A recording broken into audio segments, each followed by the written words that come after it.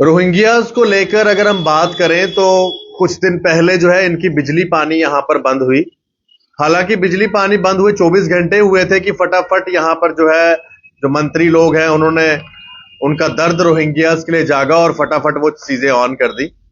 लेकिन एक बात है कि क्या इन मंत्री लोगों का दर्द तब जागता है जब यहां पर डोगरों की रेडियां उठाई जाती हैं, जब यहां पर ईमानदारी से काम करने वाले लोग जो बस राजमा चावल बेचकर 20-30 रुपए प्लेट अपना घर का गुजारा करते हैं, तब इनका कोई जमीर जागता है।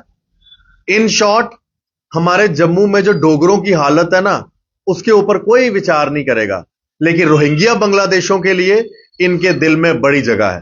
तभी मैं बड़ी बार कहता हूं, जिनको रोहिंग्या बांग्लादेशी बड़े पसंद है ना, तो अपने घर पे ले जाओ, अपने घर पे नहीं लेके जाएंगे। और जिन्होंने प्लॉट्स दिए हुए हैं उनके नाम भी सामने आए थे और उनके बारे में भी पता चल गया है कि कौन कौन लोग जो है प्लॉट्स देते हैं इनको। और बड़ी दुख की बात है कि ये वो रोहिंग्या हैं जो चोरी चकारी, ये तो बड़ी छोटी बात है इनके लिए, ड्रग्स, ह्यूमन ट्रैफिकिंग, लड़कियों की स्मगलिंग करना, रेप करना, ये केसेस इन रोहिंग्यों के ऊपर जो है यहां पर दर्ज हैं। और सबसे बड़ी बात, जहां पर ये रोहिंग्ये बसाए हुए हैं वहां पर हमारे सबसे इंपॉर्टेंट इंस्टॉलेशंस हैं आर्मी पुलिस के। और एक आर्मी हमारे सुंजवा में एक हमला भी हुआ था, उसके ऊपर तो खुद इनके ऊपर जो है सारा शक गया था और उस समय ये बात भी उठी थी। मेरे साथ मुनीश साहनी जी हैं जो शिवसेना जम्मू कश्मीर के प्रधान हैं और उन्होंने आज इसके ऊपर एक बड़ी महत्वपूर्ण प्रेस वार्ता रखी हुई थी।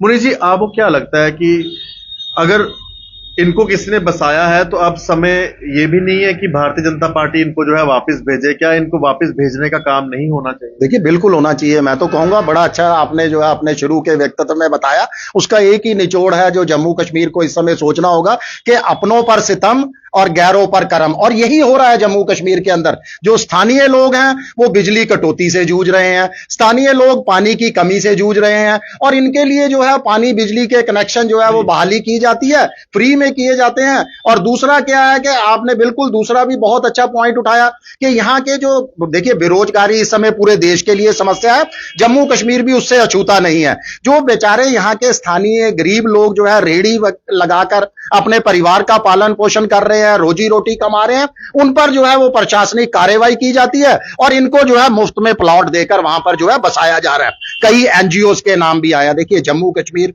हमें सोचना होगा, वैसे तो ये पूरे देश के लिए खतरा है, इसमें कोई दो राय नहीं है, मगर जम्मू कश्मीर जो है मुझे लगता है कि अति संवेदनशील इलाका है। खास करके यहां पर रहने वालों की जो है पूरी तहकीकात की जानी चाहिए, सबको चिन्हित किया जाना चाहिए। बार बार जम्मू कश्मीर पुलिस जो है वो कई बार अपील करती है कि आपके घर में कोई किराएदार भी रहता है तो उसकी वेरिफिकेशन करवाइए। तो ये कैसे इतने लोग हजारों की तादाद में, अगर इसका जो है आंकड़ा देखा जाए तो लगभग 20,000 के आसपास है और सरकारी आंकड़ा भी इसको 10,000 से ऊपर बताता है। तो ये कैसे 20,000 लोग, और सबसे बड़ी बात ये है जो आज इनके प्रति सहानुभूति दिखा रहे हैं ना, उनके वहां पर कश्मीर संभाग के अंदर कोई रोहिंग्यास नहीं है। सारे के सारे 99.9% जम्मू संभाग के अंदर रह रहे हैं। चाहे वो जम्मू में जो आपने जगह दिखाई वो हो, रूपनगर के इलाके हो या रजौरी पुंछ तक इनका जो है वो जाल अब फैल चुका है। बिल्कुल ये अपराधी घटनाओं में शामिल हैं। ये मैं नहीं कह रहा, आप नहीं कह रहे, जम्मू कश्मीर पुलिस का दावा है। चोरी चकारी की घटनाएं आपने देखा है कि ग्राफ पिछले कुछ सालों से एकदम जम्मू के अंदर बढ़ चुका है, अपराधी घटनाएं बढ़ चुकी हैं। रोजाना जो है यहां पर जो है हमारे युवा ड्रग्स की लत के शिकार हो रहे हैं, आतंकवादी घटनाओं के अंदर इनकी संलिप्तता पाई गई है। और वो शब्द जो अभी आपने भी बताया, जिसको मुझे नहीं लगता कि जम्मू कश्मीर में हमने जम्मू कश्मीर में के इतिहास में कभी सुना था और कभी देखा था, मानव तस्करी, महिला तस्करी जैसे घिनौने कृत्य के अंदर भी ये लोग शामिल है। तो इनके प्रति किस बात की सहानुभूति, किस बात की हमदर्दी, मुझे तो यह समझ नहीं आ रहा। इनको तो तत्काल प्रभाव से सलाखों के पीछे डालकर जम्मू कश्मीर ही नहीं देश की सीमा से जो है वो बाहर धकेला जाना चाहिए। मैं तो तारीफ करूंगा दिल्ली के माननीय उपराज्यपाल जी, जिन्होंने जो है हाल ही के अंदर आदेश दिया है कि इनको चिन्हित किया जाए और एक समय सीमा उन्होंने तय की है कि इतने दिनों के अंदर अंदर इनको जो है वो दिल्ली की सीमा से बाहर धकेला जाए। देखिए, कोई भी हम सरकार की बात करें, मैं तो कहूंगा अगर मौजूदा सरकार इसके प्रति सहानुभूति दिखा रही है तो बीजेपी का शासनकाल भी 10 साल रहा है, केंद्र के अंदर रहा है और केंद्र के अंदर जो है एक कड़ा कानून की जरूरत थी रोहिंग्यास को लेकर, ताकि इनको जम्मू कश्मीर ही नहीं देश की सीमा से जो है बाहर धकेला जाए। बहुत अच्छा। और मैं एक बात और बताना चाहूंगा कि एक और इनकी तरफ से काम होता है कि ये तो यहाँ पर अगर इनकी तादाद की बात करें ना, जैसे 10,000 का आंकड़ा दिया गया है, 10,000 नहीं है, 20,000 से भी ज्यादा है, क्योंकि लगातार यहाँ पर ये लोग क्या कर रहे हैं, बच्चे पैदा कर रहे हैं और अपनी तादाद जो है यहाँ पर बढ़ाते जा रहे हैं, क्योंकि यहाँ पर इनसे ना बिजली का कोई किराया ले रहा है ना पानी का।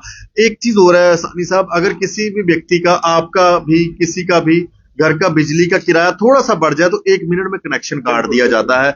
आम लोगों को इतना परेशान किया जाता है, गरीबों को परेशान किया जाता है। रेडी वालों की रेडियां हमारे जम्मू के लोगों की उठाई जा रही हैं, लेकिन इनको कोई पूछने वाला नहीं है, इनको कोई भी जो है मतलब इनकी बिजली पर पानी काटने वाला नहीं, और को काट भी दे तो फटाफट जो है लीडर आ जाते हैं और उसके बाद इनकी जो है वो हर चीज बहाल कर देते हैं। देखिए, मुझे तो समझ नहीं आ रही, ये जनता के पैसे किस हक से जो है, हमारी टैक्स की पैसों की कमाई है जो सरकार के पास है, जो इनको निशुल्क बिजली पानी रहने की जगह दी जा रही है, वो जनता का पैसा है। आप जनता के पैसा किस कैपेसिटी से जो है इनको दे रहे हो, जो देशद्रोह का काम कर रहे हैं, जो अपराध फैला रहे हैं, जो जहां पर आतंकवादी घटनाएं के अंदर लिप्त है। मैं तो बिल्कुल एक चेतावनी दूंगा कि अगर जम्मू कश्मीर पुलिस सक्षम नहीं है इनको निकालने में, केंद्र सरकार सक्षम नहीं है, तो शिव सैनिकों को जो है 15 दिन का समय दिया जाए। हम इनकी एक एक आदमी को चिन्हित कर कर इनको ना केवल जम्मू कश्मीर की सीमा से बल्कि देश की सीमा से जो है बाहर निकाल के धकेल कर दिखा देंगे। बहुत शुक्रिया। मुनीष सानी जी हमारे साथ बात कर रहे थे, और रोहिंग्यास को लेकर जो है ये पूरा बवाल उठा हुआ है कि यहाँ पर रोहिंग्यास को सारे ऐशो आराम मिल रहे हैं,